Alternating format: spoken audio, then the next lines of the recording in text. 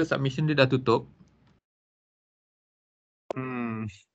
Ya, quiz tu hanya 10 minit saja. Kita dah set time 11 sampai 11.10. So kalau tak Dia sempat tak boleh hantar, auto ni ke? Waktu time out. tak. Dia takkan buat begitu. Kalau tak sempat submit, next time kita ada quiz lagi. Sir, Tapi when I'm saya tak tekan enter yang soalan lain ni, sir. Dia simpan juga ke jawapan dia? Yang mana? Kan Dia saya simpan tapi tak tak hantar. submit. Saya tak tekan hantar. Dia Tak submit juga ke? hantar, jawapan dia takkan simpan. Tekan simpan Takkan simpan. Mak. Ya. Sir, Okay. I submitted my quiz at 11:09, sir. But I start loading and suddenly it becomes about your deadline is your UI is deadline. But I submitted 11:09. I don't know it's my Wi-Fi problem or data problem. There's not enough of 10 minutes for us because there's our Wi-Fi also problems are here. Okay. Don't worry about that, because every time we will have a quiz, and I will not take every quiz, because I know that there's a lot of problem with the online learning thing, right? So we will try to fix it as we go on. So tak apa, we can extend our kalau tak time sempat submit apa, right? 15 to 20 minutes, sir.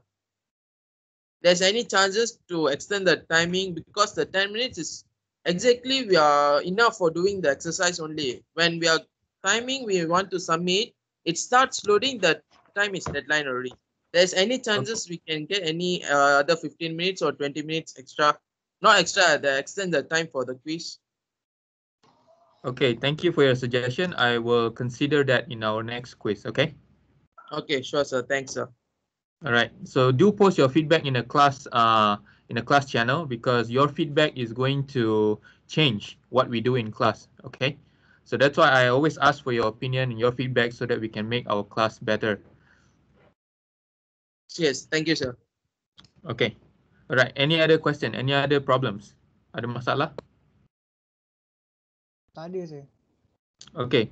So kepada yang tak dapat nak submit, it's okay. Kita akan ada lagi quiz setiap kali. Mungkin kita akan extend the submission time ikut feedback masing-masing kan. Alright. So I will start our recording right now, dan saya akan ambil attendance. So that this video will be available after the class.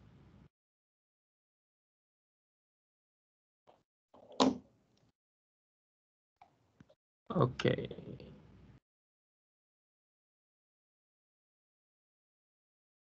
All right. Let's see. Okay. All right. I have shared my screen. Can everybody see the screen? Full screen. PowerPoint slide. Yes, sir. Can see. Do you see full screen, or do you see half screen, or partially, or do you see other slides? Full screen. Oh, fully of full screen.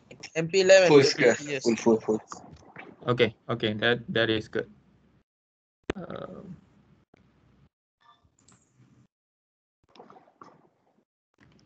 Okay, all right. So let's begin our class. Today's class will not be very long actually, and I have actually changed our syllabus so that it fits better into our situation. And I realized from our last class that the normal syllabus is not going to be very effective, right? Because face-to-face class and online class is very different. So today we will be learning a new software. This software is something that we will be using throughout our semester. Okay, so the software is called MPLab and Proteus. I have posted the installer of the software in the group channel. So I really hope that everyone will be installing this software on your computer. Okay. So anyone have actually installed? Dah install ke? Anyone? Belum, sir. Saya dah install tapi tak boleh buka. Tak boleh buka. Okay. So later on we'll discuss on what's the problem. Yang lain ada masalah ke? Tak boleh buka, tak boleh install? Tak boleh install, Okay. sir. Boleh Tak install? install, sir. Tak dengar? Tak boleh install. Laptop tak cukup power. Tak cukup power. Awak tak cukup power ke laptop yang tak cukup power? Dua-dua, sir. Dua-dua tak cukup power. Susah macam ni. Internet Kalau okay, tak apa. Kalau yang tak boleh install, nanti kita akan sort out. boleh post masalah masing-masing dalam channel supaya kita boleh saling membantu untuk nak install. Okey, kepada yang boleh install, tahniah. Terima kasih sebab install ahead of time. Saya harap setiap orang akan install software ini dalam komputer masing-masing sebab kita akan pakai sepanjang semester. Okey, so ada dua software yang kita akan pakai. Software pertama adalah MP Lab dan software kedua adalah software Proteus. Okay, so this is very similar to the software that we have used in the Digital Logic Lab. Ingat tak, dalam Digital Logic Lab kita ada dua software juga kan? Satu software untuk kita buat lukisan ataupun schematic diagram, and the other software is the simulation software. Okay, sama juga in our class, in Micro P class, kita ada dua software juga. Satu software untuk kita buat coding untuk Micro P, dan the other software is the simulation software. Nanti saya akan tunjuk macam mana kita nak pakai software ni. Okay, right. So before we move on to the software, so I would like to recap on what we did last class and cover a little bit of theory before we start. Okay, so we talk about PIC 18, right? So what exactly is a PIC 18? Inilah rupa dia PIC 18. This is the look of PIC 18 chip. And boleh nampak beza dia dengan your logic gate tak? Nampak. So logic gate mungkin kita ada berapa pin saja? 8 kah? 8 pin. 8 pin ataupun 16 pin. Tak, 16 pin kan? So for this Micro P, PIC 18 kita ada 40 pin. 40 pin. Okay. So kalau kamu kira semua ni, kita ada as many as 40 pin. Dan setiap pin tu ada fungsi tersendiri. Every pin has its own function. Okay. Right. So the PIC model that we will be using in this class is PIC 18F4550. So I have circled it here. So this is the model that we will be using for the entire semester. So if you are taking Micro P Lab, you'll be seeing this model, PIC 18F4550. So the reason I'm saying this is PIC 18 ada banyak jenis, ada beratus-ratus jenis. Dan ini adalah hanya salah satu saja PIC 18 model. Okay, jelas ya? Okay.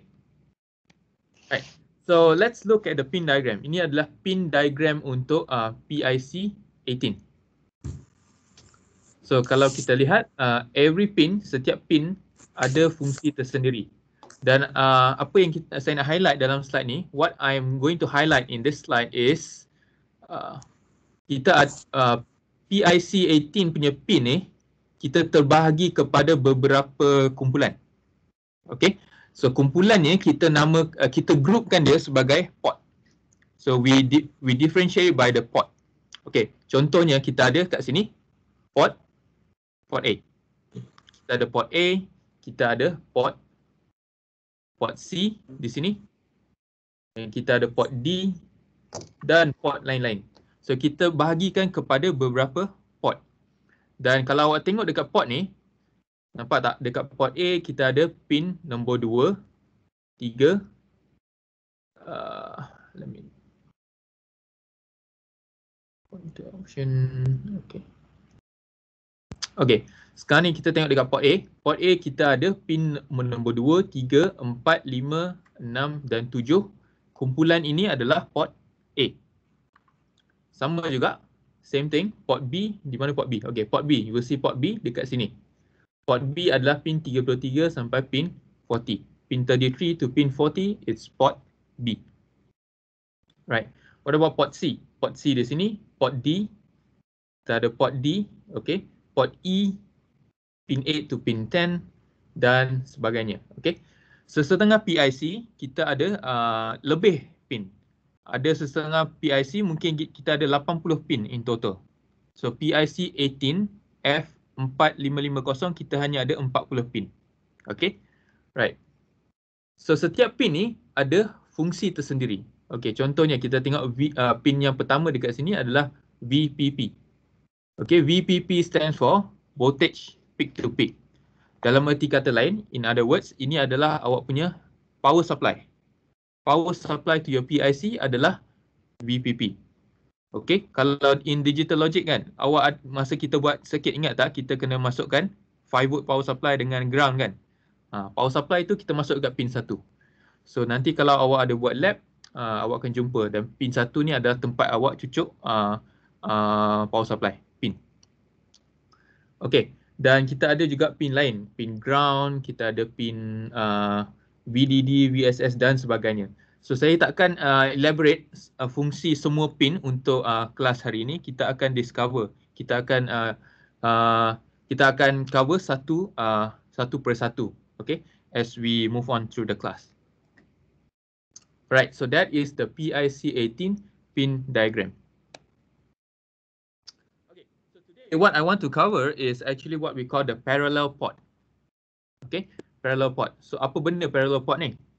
So parallel port is the pin yang digroupkan di bawah port. Okay, contohnya port A adalah parallel port. Port B adalah parallel port.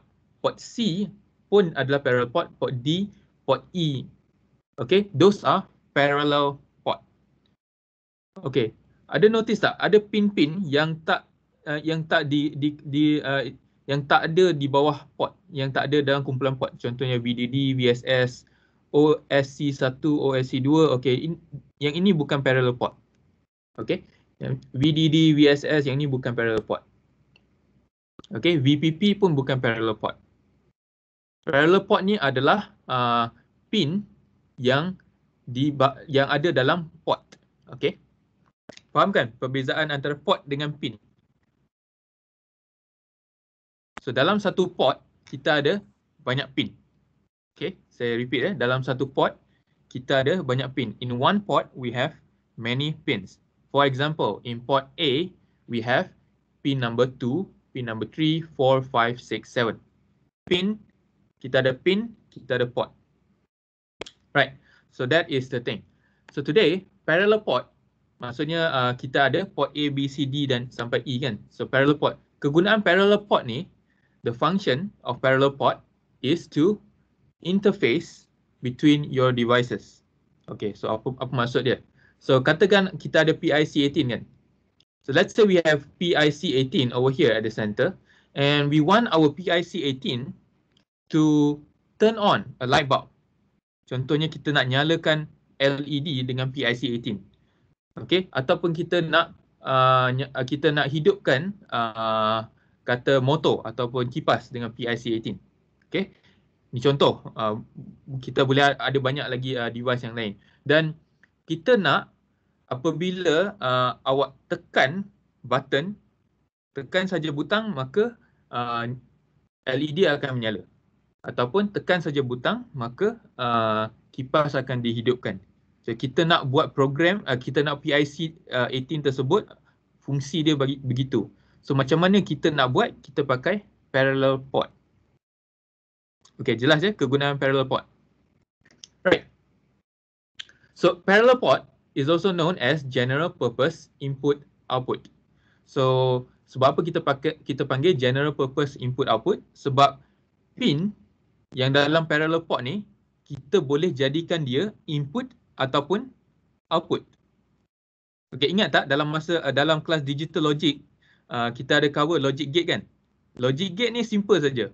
Input dekat pin 1, dekat pin 1 lah. Awak tak boleh tukar input dekat pin 1, output dekat pin 2. Kan? So dia fix. So magicnya PIC 18 ni, lain dia PIC 18 ni, kita ada pin 1, pin 2, pin 3.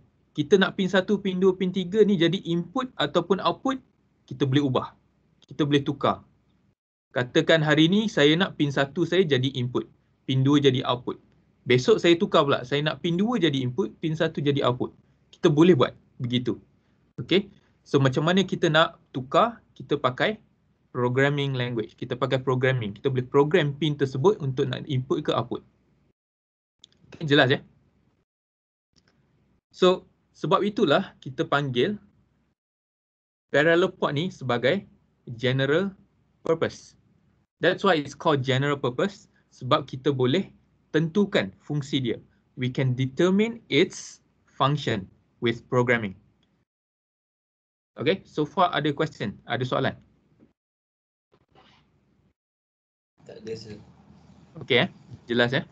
Okay, so kita dah cover so far parallel port, dan dalam setiap dalam parallel port kita ada port dengan kita ada pin. Okay, ada beza port dengan pin. Okay, dalam satu port kita ada sekumpulan pin. Okay, pin ni adalah hanya satu kaki, tapi port ni adalah beberapa pin atau beberapa kaki dekat atas IC ni. Okay, itu parallel port secara simpelnya. Okay, so kembali kepada slide ini sekejap ya.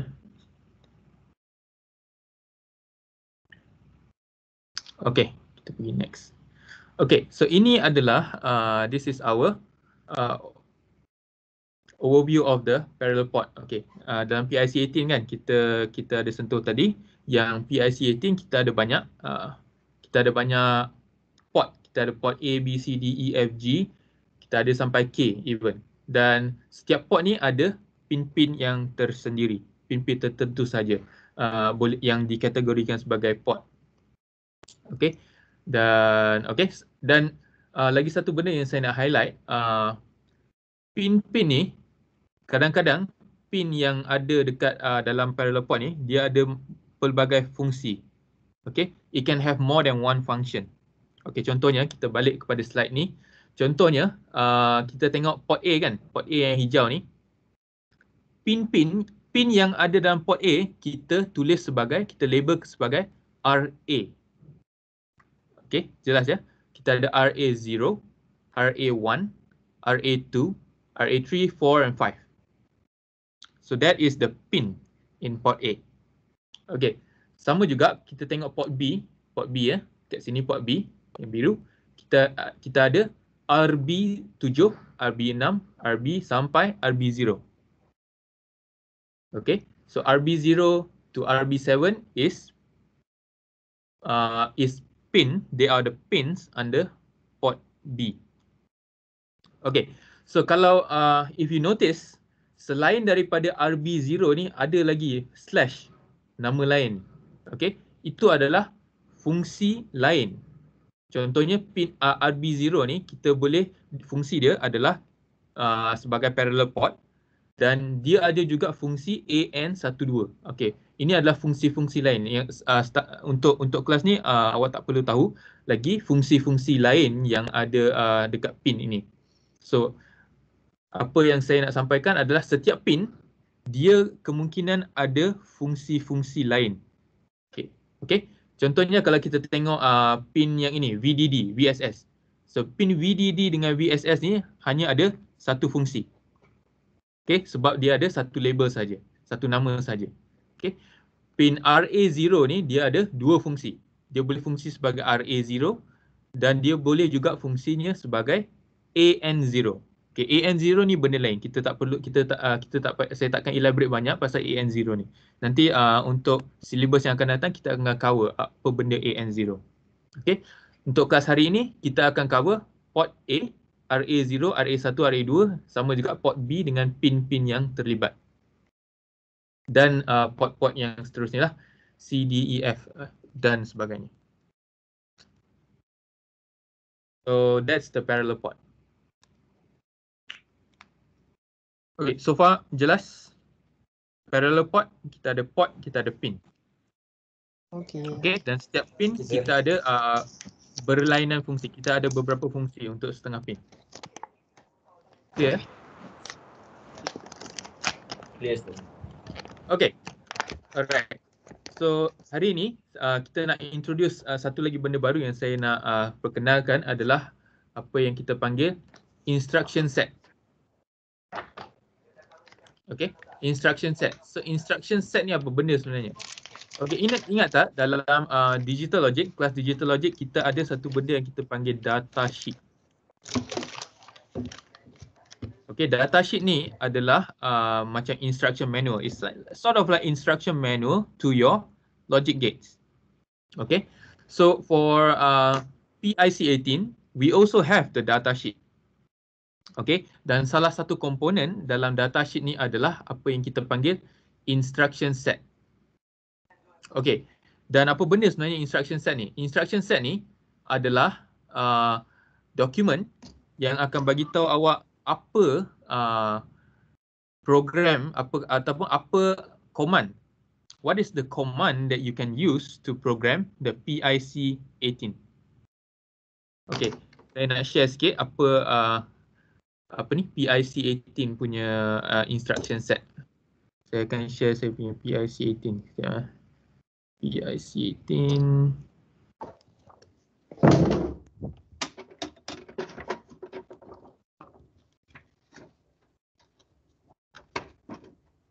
Okay, so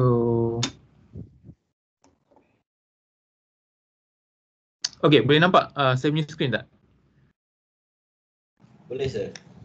Okay, ini adalah instruction set untuk PIC 18. Saya sebenarnya dah uploadkan instruction set ni dalam channel. Awak boleh check selepas ini.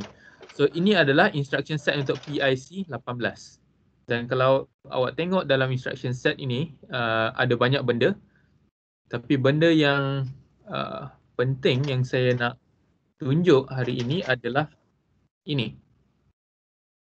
B2, summary of instruction. So this is the instruction that you can use to program your PIC 18. Okay, contohnya kita ada command, bermacam-macam command. Command ADDWF, dia akan perform certain operation, dia akan buat benda-benda tertentu. Kita ada ADDWFC, ADDWF dan sebagainya. Kita ada berpuluh-puluh, beratus-ratus command yang berlainan yang akan yang kita boleh pakai untuk program PIC 18. Okay, so saya tak akan cover semua command sekaligus sebab saya rasa mungkin kita tak akan pakai semua pun. Kita hanya akan pakai sesetengah command sahaja. Dan saya sarankan, recommendation saya awak print PIC 18 punya instruction set ini sebab kita akan pakai selalu. Dan boleh juga kalau awak nak awak tak nak print, nak simpan soft copy, boleh juga. Setengah orang, untuk saya lagi prefer kalau ada hard copy sebab senang nak tengok. Okay, saya dah uploadkan instruction set ni di dalam channel. Okay,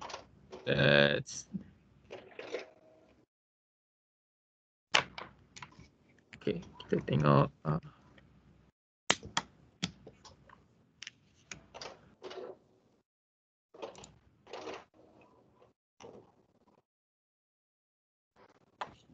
Okay, so kembali kepada slide.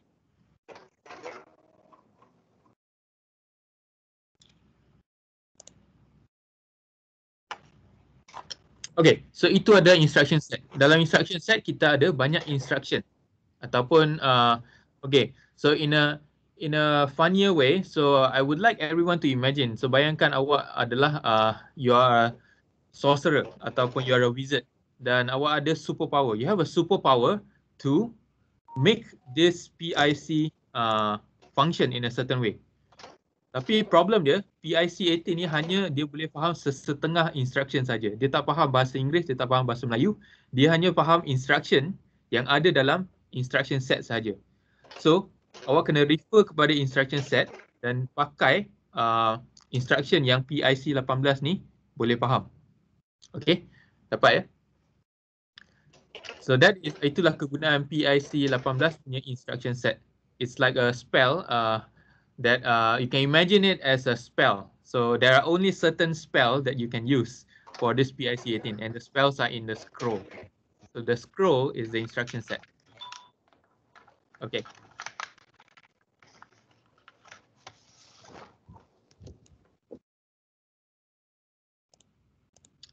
Okay, so saya rasa itu sahaja teori yang kita akan cover hari ini. Maka untuk for this remaining time kita akan cover pasal kita punya software. So what are the software that we will be using throughout the semester?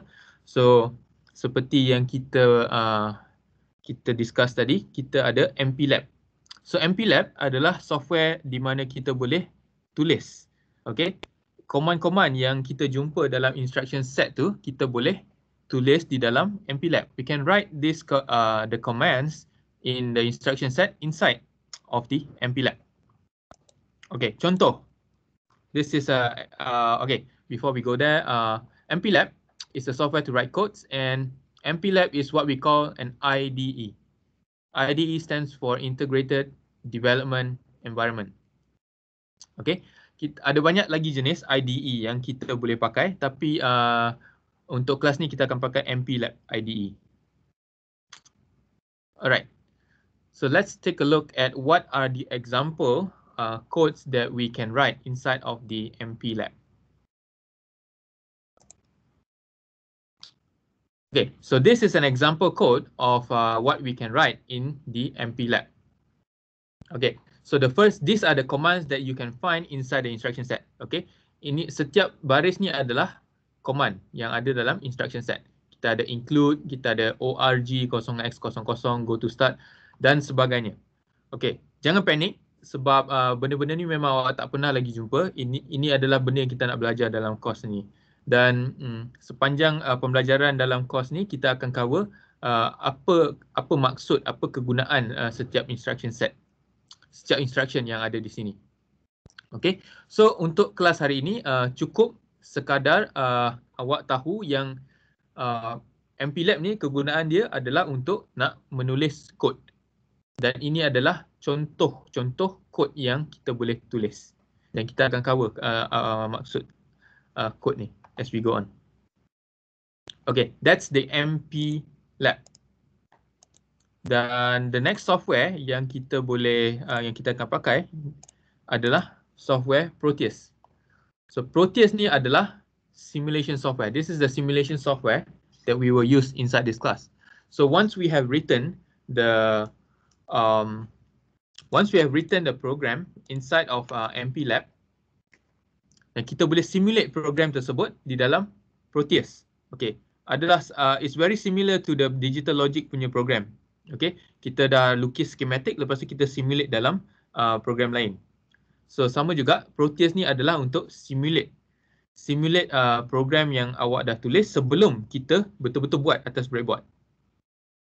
Okay, so rupa dia Proteus adalah rupa tengok.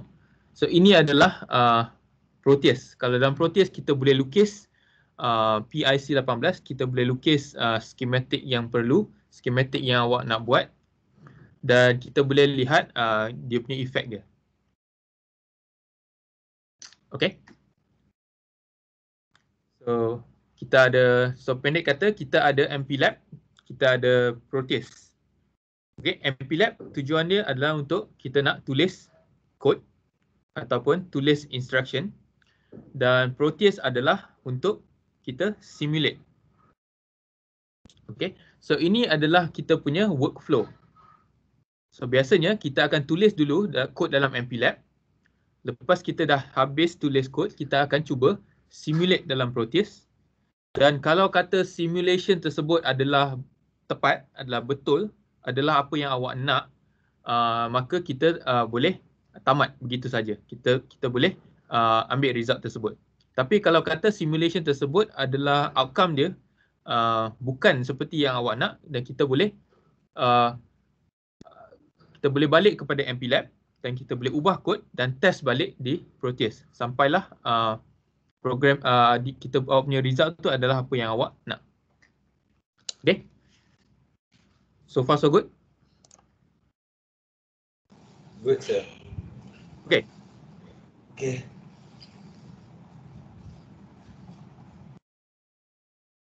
Okay, so for today's class, kita akan buat projek yang simple, dan untuk projek ini saya akan tunjuk awak semua macam mana kita nak set up PIC 18, macam mana kita nak set up MPLab, dengan macam mana kita nak set up Proteus. Okay, right. So kita akan kita akan belajar melalui projek. So untuk projek hari ini kita akan buat projek pertama dalam MPLab dalam kelas kita yang melibatkan penggunaan MPLab, Proteus dan kita punya chip PIC 18. Okay, dan nama projek ni kita buat kita namakan high and low. Okay. So ini adalah this is the knowledge required for us to complete this project. So we need to know about the MPLab, Proteus, We need to understand the concept of register, and we will learn some instructions along the way. Okay. Right. So sebelum kita mula buat projek ini, a little bit of recap from last week's class. So ingat tak konsep register dengan konsep content? Okay, register ni simple saja. Register ni macam kotak. It's like a box dalam PIC 18. So dalam setiap register ni kita boleh simpan informasi. We can store information inside of each register. Okay. So you can imagine that in PIC 18 we have thousands and thousands of register. And in each register we can store some information. Okay. Dan sebagai contoh, ini adalah diagram yang kita pakai dalam kelas yang lepas. So register ni dia macam kotak. Okay. Untuk setiap register kita ada address ataupun alamat. So address ni berguna sebab kita nak tahu, kita nak differentiate antara satu kotak dengan kotak yang lain pakai dia punya alamat. Pakai dia punya, kita panggil pakai address. Okay. So address ni kita start daripada 0, 1, 2, 3, 4, 5 dan sebagainya. Okay. Tapi dalam address ni kita tak pakai decimal number. Kita pakai hexadecimal number. Okay. So untuk contoh, untuk dalam slide ni, dia punya address dia adalah 100. So apa benda 0x ni? Ada siapa-siapa yang ingat tak?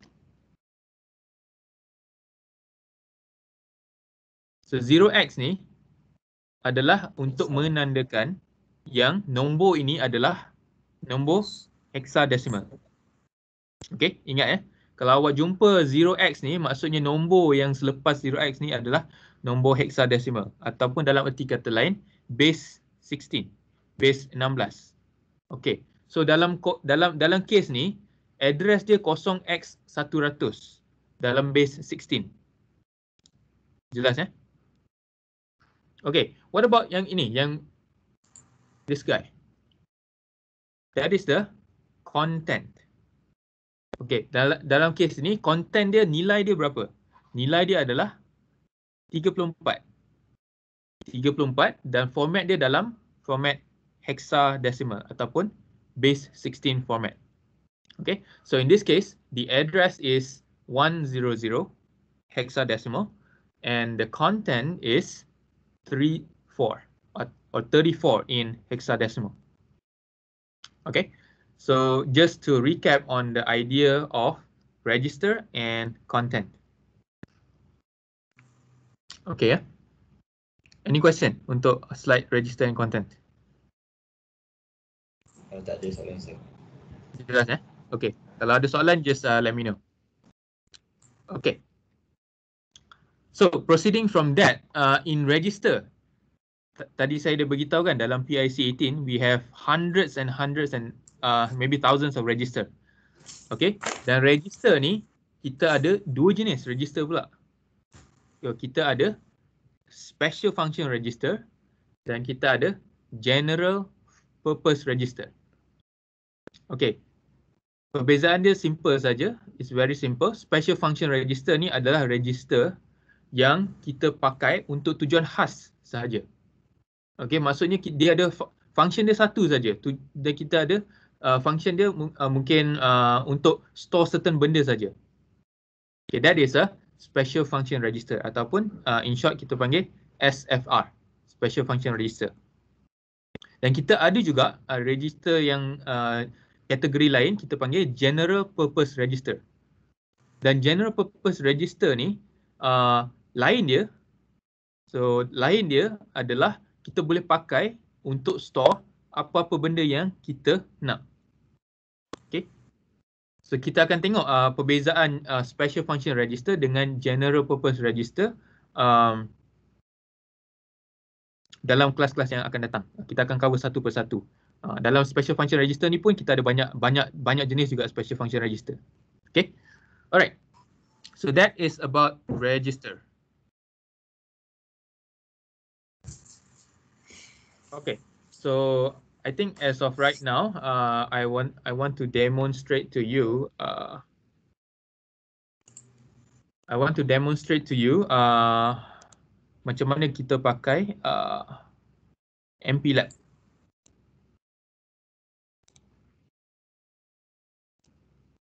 Okay.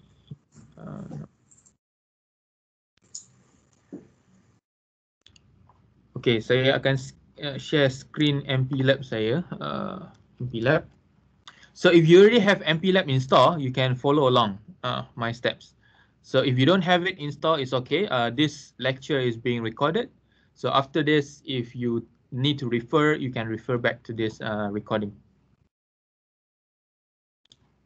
Okay, sekejap ya. Saya akan share screen MPLab.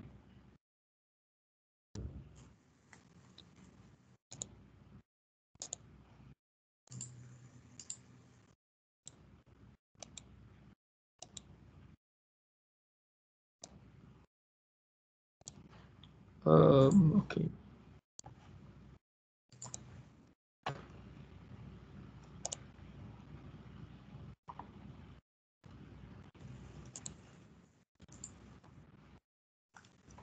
Okay, boleh nampak kan saya punya MPLab?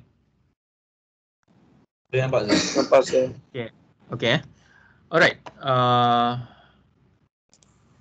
Sekejap. Okay. If you have installed MPLab and as soon as you open your MPLab, this is what you will see. Okay.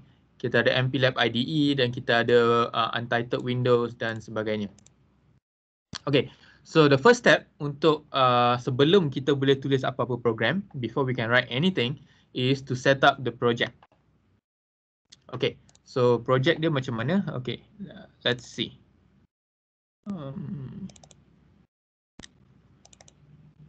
Okay.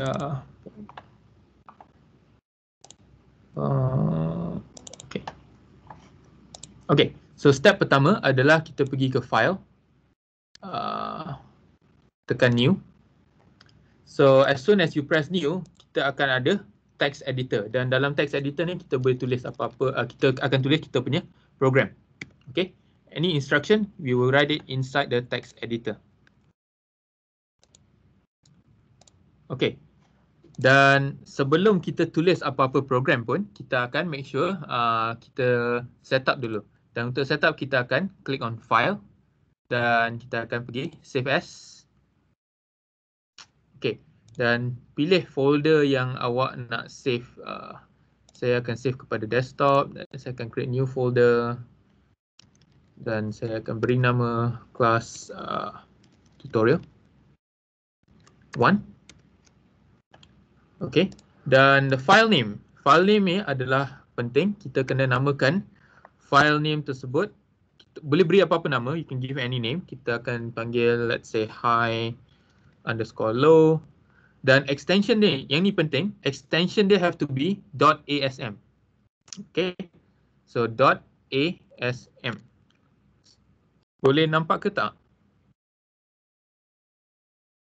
Boleh sir. Ke perlu zoom ke mana? Boleh nampak sir. Boleh Okey, nampak saya punya extension dekat sini ASM.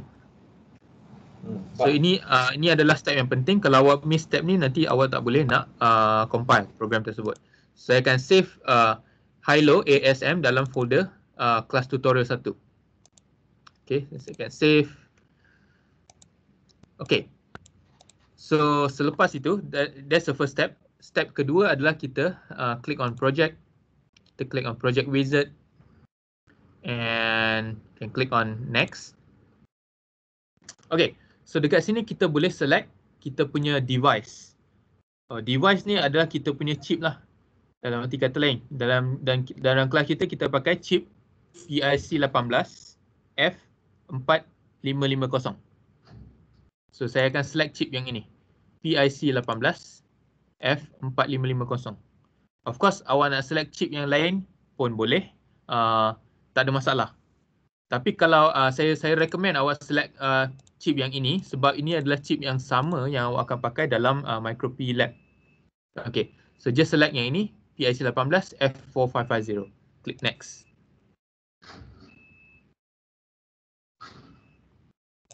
Okay, next. Okay, dan klik next juga. Okay, so dekat sini kita perlu bagi nama projek. Saya akan bagi nama, kita akan browse kepada folder yang kita dah buat tadi. Mana? Dekat desktop.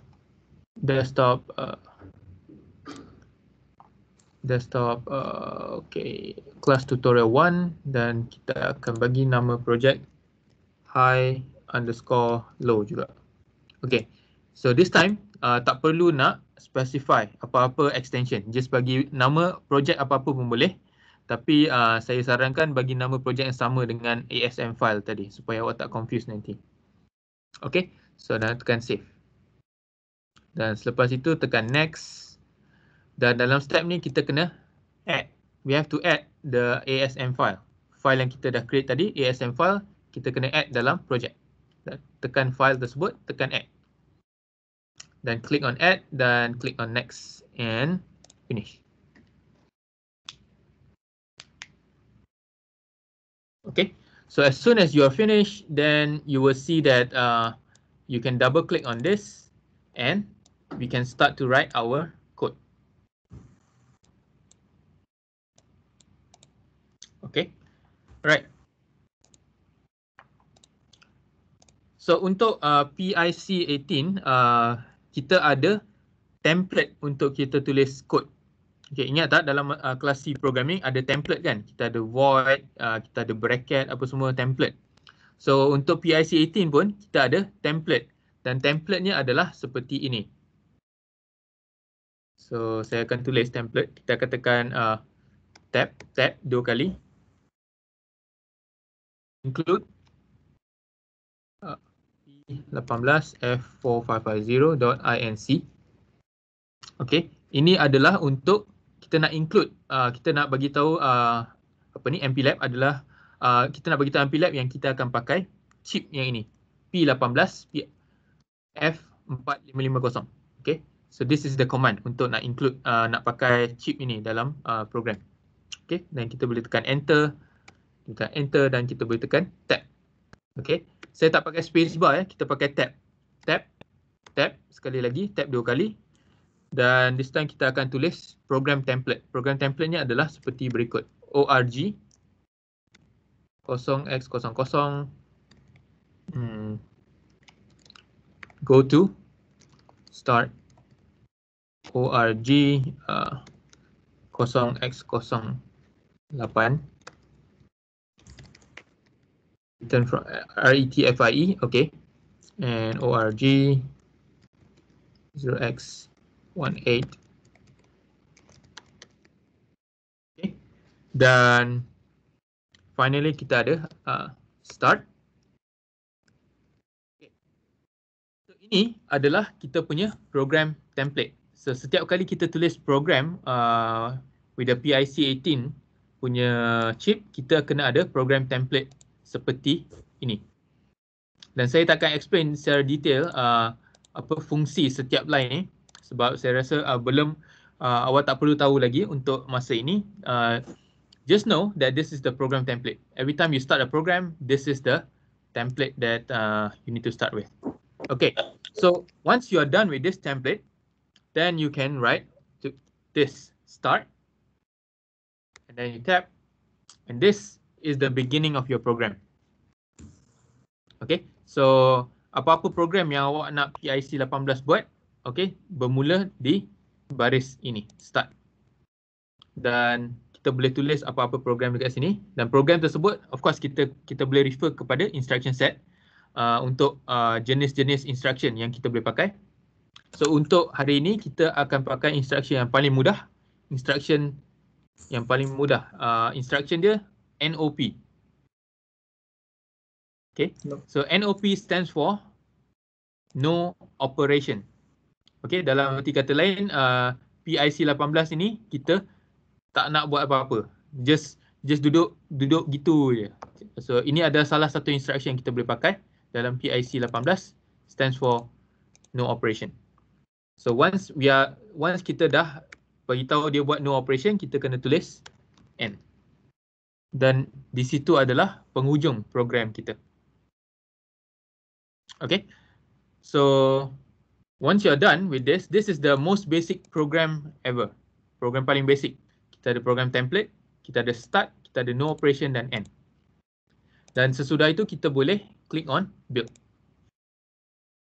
Okay, dan kita boleh tekan anything, build.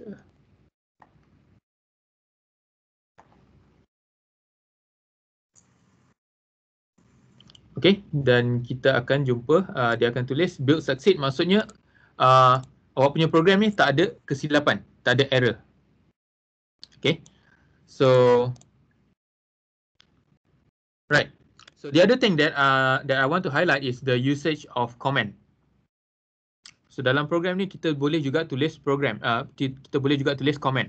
So comment ni kegunaan dia macam contoh kita nak explain satu line, kita nak explain apa fungsi instruction ni, kita boleh tulisnya sebagai comment. So nak tulis comment senang saja, kita boleh pakai kita boleh pakai colon. Okay, nampak tak? Kita mulakan dengan colon dan kita boleh tulis comment. Apa komen, apa-apa saja yang awak nak tulis. Nama saya, okay, whatever. Okay, kita boleh tulis apa saja di belakang simbol ni. Sebab ini adalah komen. So biasanya kita akan pakai komen untuk bagi tahu, untuk nak remind yang okay, yang instruction ini adalah apa fungsi instruction ni. Sebab kadang-kadang kita lupa kan.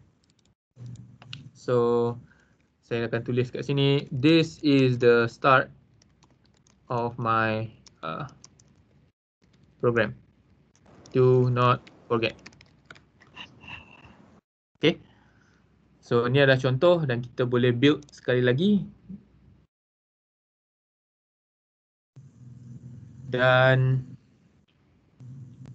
dia takkan tunjuk error. Okay. Kalau kata saya buat, contoh saya tukar. Saya buat macam ni. Agak-agak ada error tak? Ada. So dia akan ada error sebab dia MPLAB dia akan ingat benda ni adalah command. Comment. Okay. Sedangkan dia bukan command. So, dia tak boleh faham apa maksud ni. Do not forget. Sebab ingat MPLAB hanya boleh faham certain instruction saja. Okay. So kalau awak nak buat lebih daripada satu line, kita boleh letak simbol yang sama.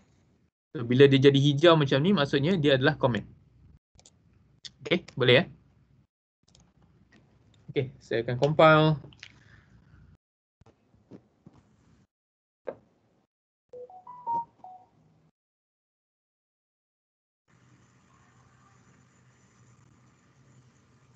Okay, so dia dah menunjukkan build succeeded. So once we are done with the compile, sekarang ni kita nak ambil code ni dan kita nak simulate code ni dalam Proteus. So macam mana kita nak simulate dalam Proteus? Mudah saja, kita boleh launch Proteus. Saya akan buka saya punya Proteus.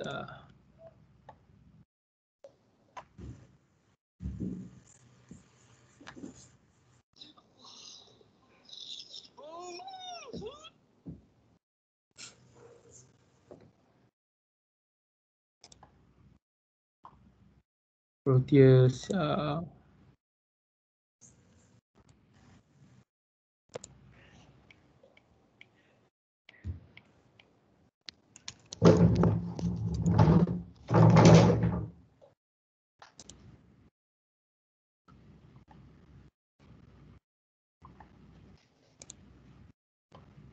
Okay, saya akan share screen Proteus saya. Kalau awak buka saja Proteus, awak akan jumpa screen yang sama macam saya. Okay, so first step, simple saja, kita akan buat new project. Okay, dan new project, dan sekarang ni kita nak select location of the project. Saya akan browse kepada location yang sama yang saya save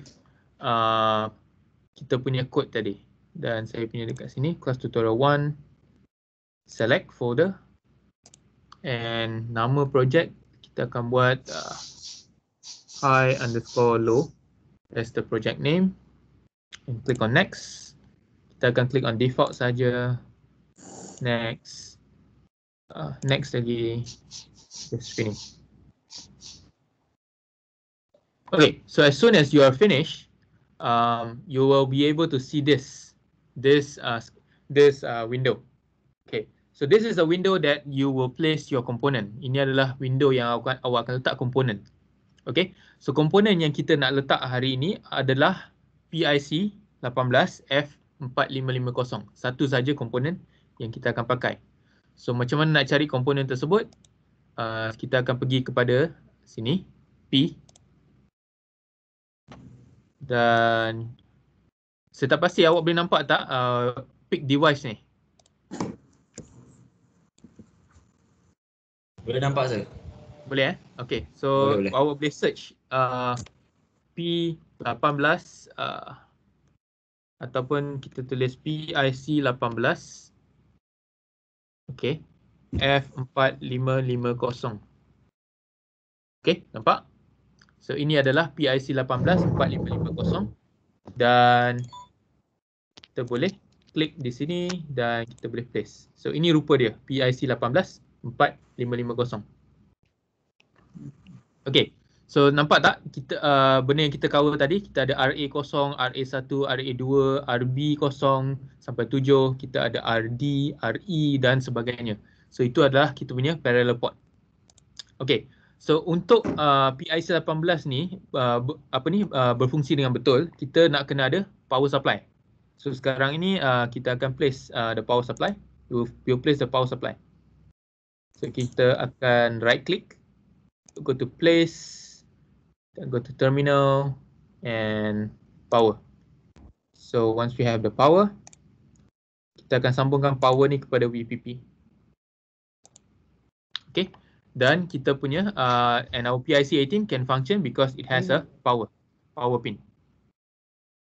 Okay, so nak simulate-nya senang saja. Kita we double click on this. Okay, dan sekarang ni kita nak select kita punya program file. Program file ni kita select .hex code. Okay. So ingat tak tadi kita dah compile dalam MPLAB dan sesudah kita compile dia akan muncul HEX, file hex. So hex code ataupun kita panggil hex file dan kita akan load hex file ke dalam kita punya PIC 18. Klik on OK dan sekarang ini kalau kita tekan click on this button run, dia akan run. Okay. So at the moment, this PIC 18 does nothing. Dia tak buat apa-apa pun sebab dalam kita punya program tadi kita specify NOP, NOP kan. NOP ni stands for no operation. So maksudnya dia tak buat apa-apa. Okay. Okay, so kita akan stop di sini. Okay.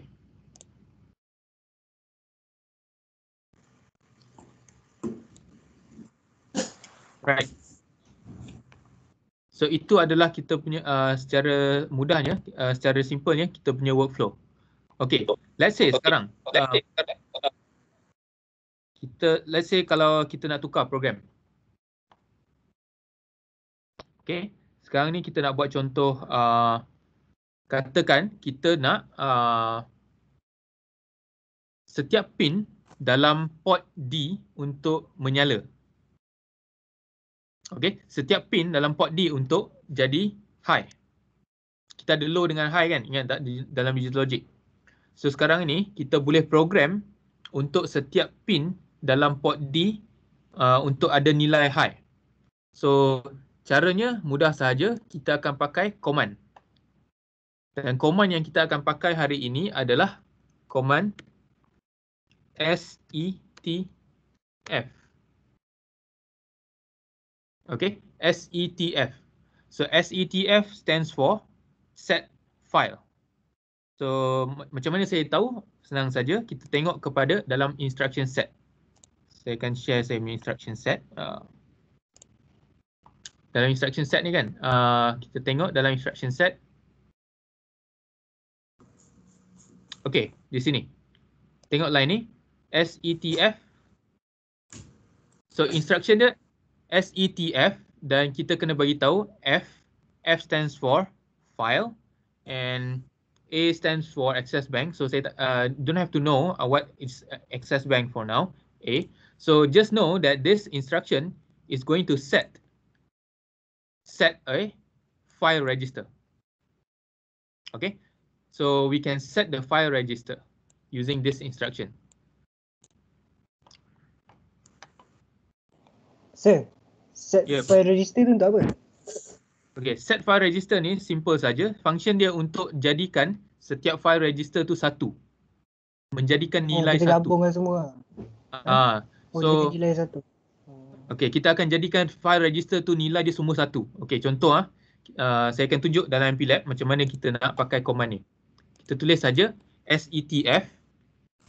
Lepas tu kita buat space dan file register yang kita nak set jadi satu tu adalah file register port D. Okay, so port D ni adalah file register. Okay, dalam port D kita ada pin kan, pin 8, pin 1, 2, 3 dan sebagainya. Dan kita set port D sebagai 1 dan kita tulis A. A ni access bank kita panggil, tapi untuk masa ini awak tak perlu lagi nak faham apa kegunaan access bank. Okay, untuk sekarang just pakai saja instruction set F port D A. So instruction ni akan menjadikan setiap pin dalam port D nilai 1. Dia akan menjadikan setiap pin dalam port D menjadi nilai 1. Okay. So itu satu. Lagi satu benda yang kita kena configure adalah sebab kita nak pakai port D ni sebagai output. Okay. So kita kena configure port D ni menjadi output. Dan untuk itu kita boleh pakai command clrf. CLRF stands for clear. Clear file register. Okay. Sama juga awak boleh refer dekat instruction set dan instruction set akan beritahu clear file register. Clear ni dia bertentangan dengan opposite. Dengan setf. Okay. It's opposite of setf. Kalau setf kita jadikan file register tu 1. Clear F kita jadikan file register tersebut kosong. Okay, so kita nak clear file register yang kita akan clear adalah nama dia tris D A. So apa kegunaan tris ni? Okay, so tris ni adalah file register yang kita akan pakai, yang kita kena configure kalau kita nak pakai port D sebagai output. Okay, so kita ada port A, kita ada tris A. Kita ada port B, kita ada tris B. Kita ada port C, kita ada tris C. Okay, so saya akan komen kat sini. Tujuan function. Oh, boleh nampak saya punya screen tak? Tak nampak Tak, sir. Oh, patutlah. Okay. Okay. So kita akan pakai tris. Okay, tadi kita pakai set kan? So set port D. Sekarang ni kita akan pakai clear tris D. Okay, so clear dengan set adalah function dia adalah opposite. Set port D adalah untuk kita jadikan nilai port D ni 1. Make all values in port D to be 1. Okay, tris adalah untuk configure. Configure port D as output. So kita boleh configure, kita boleh pakai port D ni, kita nak jadikan input ke output, kita boleh pakai command clear ataupun set tris. Kalau kita clear, kita pakai clear tris D, kita akan configure sebagai output. Kalau kita kata nak pakai port D sebagai input, kita boleh buat set. Okay, set dengan clear.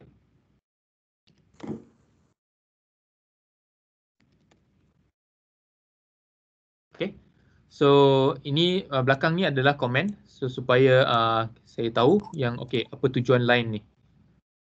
So sekarang ni apa yang kita dah tulis dekat sini adalah kita sekarang ni configure TRIS-D menjadikan dia output, dan kita akan jadikan nilai dia 1. Sekarang saya akan compile dan kita lihat kalau ada apa-apa error.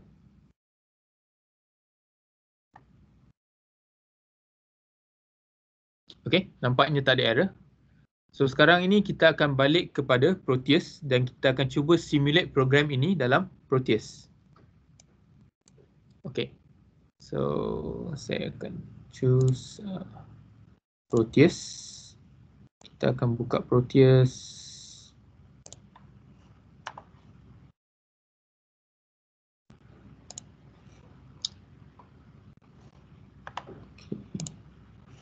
Okey, boleh nampak saya punya screen Proteus kan? So, saya akan boleh Okey. Saya klik on run. Okey, saya klik on run, awak akan nampak okey, nampak dekat port D kan? Port D di RD. RD 0, RD 1, 2, 3, 4, 5, 6, 7 semuanya menyala. Okey, semuanya menyala menandakan yang setiap value setiap pin dalam port D adalah value dia high. Sebab kita dah program kan, kita dah jadikan value high dalam kita punya assembly programming tadi. Okey. Ada soalan so far? Okey, kalau kata sekarang saya nak jadikan setiap nilai dalam setiap pin dalam port D ni jadi kosong. Tahu tak dekat mana kita nak tukar? Agak-agak. Kalau tambah clear je tak boleh tu? Kita boleh tukar, instead of set kita tukar jadi clear. Okey, yang mana? Okey, kita tengok Balik kepada MPLAB. Kita balik kepada MPLAB. Okey, balik kepada MPLAB. So sekarang ini instruction line yang ini set F port D ini adalah instruction yang menjadikan setiap nilai dalam port D itu 1. Sekarang ni kalau katakan contoh saya nak jadikan setiap pin dalam port D jadi kosong. So apa yang saya boleh tukar adalah yang instruction ini. Instead of set F, kita boleh buat CLR F, clear F. Okey, kalau kita dah tukar instruction, kita kena build balik. Saya akan build dekat sini, build all. Build dan build succeeded, dan saya akan minimize. Saya akan balik kepada sini dan kita akan run. Okey, nampak tak perbezaan dengan tadi? Tadi kalau kita tengok port D tadi semua menyala merah. Merah itu menandakan nilai dia high. Sekarang ini nilai dia adalah low. Sebab kita sudah program melalui MPLAB untuk nak beritahu nilai dekat port D ni semua nak jadi kosong. Okey. So far ada soalan? Boleh faham? Sir, later on lab we will try this on lab, or we're going to study another topic. In the lab will be different. But yeah, class assessment and lab assessment is different. But you will see the same thing. Okay, thank you, sir. Right.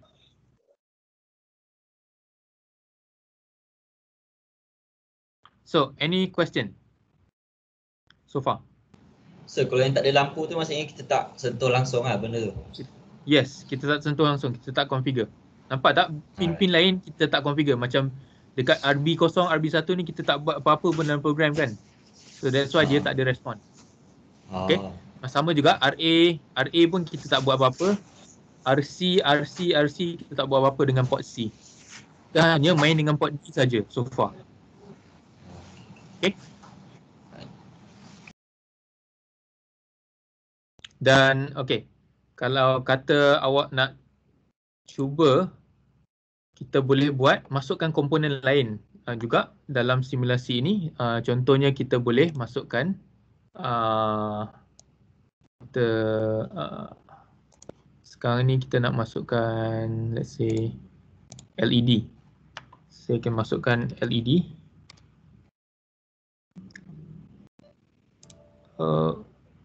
Alamak, saya punya program crash. Okay, tak apa. I think so far saya dah cover syllabus yang saya nak cover hari ini. Alright, so far boleh faham ke kita punya proses dia? Hari ini kita dah cover macam mana nak set up MPLAB dan macam mana set up Proteus. Dan macam mana nak pakai instruction yang simple. Kita cover program template.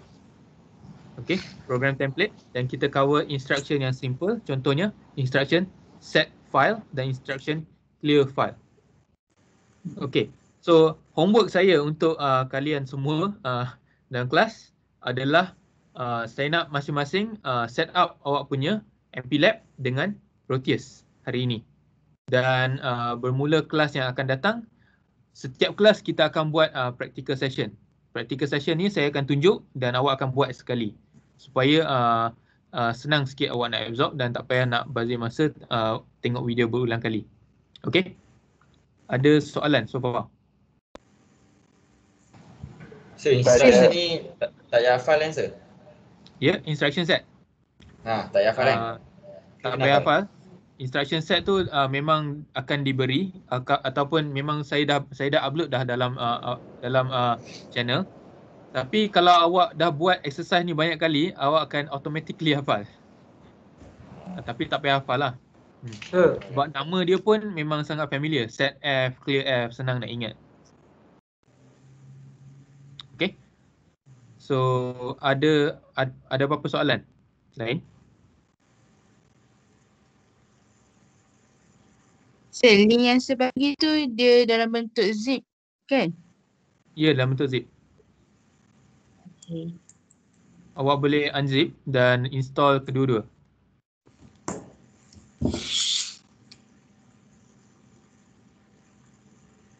Okay. So kalau tak ada apa-apa soalan, maka saya rasa kita boleh tamat kelas hari ini. Dan saya harap setiap orang boleh set up awak punya software masing-masing. Dan saya akan post juga tutorial video, dan saya dah buat beberapa tutorial video. Dan harapan saya tutorial video ni boleh membantu. Okey, kepada yang ada lab hari ini, kita akan jumpa lagi dekat lab, dan kalau ada masalah kita boleh tanya saya lah face to face dekat dalam lab. Okey. So kalau tak ada masalah, kita jumpa lagi. Kelas akan datang besok cuti kan. Kita akan jumpa minggu depan, dan seperti biasa kita ada quiz untuk setiap permulaan kelas. Saya harap awak akan buat persediaan untuk kuis tersebut. Dan kuis akan berdasarkan apa yang kita belajar hari ini. Okay? Alright. Terima kasih. See you all soon. Sir, kalau saya nak tanya sir pasal download petang ni boleh kan? Yang lab, kat lab. Boleh. Kalau saya akan ada lab dengan petang ni. Boleh bawa laptop lah. Awak nak bawa laptop pun boleh. Okay, terima kasih. Attendance? Terima kasih. Yep. Attendance. Attendance sudah diambil secara automatik dalam Teams. Pukul berapa masuk, pukul berapa keluar pun ada. Okay, so kalau awak sudah, kalau tak ada apa-apa soalan, boleh leave group dan saya akan ambil attendance terus.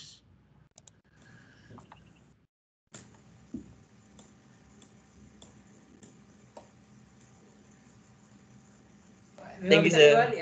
Alright, see you. Thank you, sir.